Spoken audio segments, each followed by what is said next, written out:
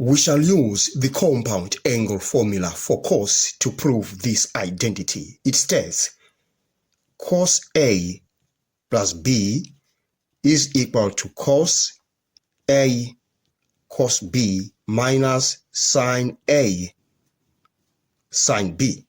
Now, let's consider the left-hand side of that identity. We write cos 2x as cos x plus x.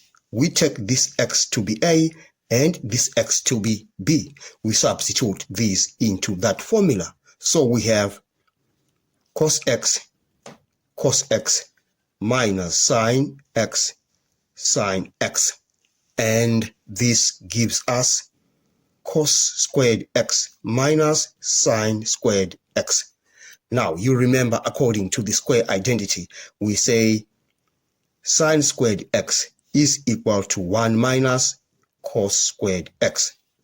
We substitute this onto that position. Then our left-hand side now becomes cos squared x minus that 1 minus cos squared x. We remove that bracket. We have cos squared x minus 1 plus cos squared x. These two terms are alike, so they can add up. So we have 2 cos squared x minus 1. We have shown that the left-hand side is identical to the right-hand side.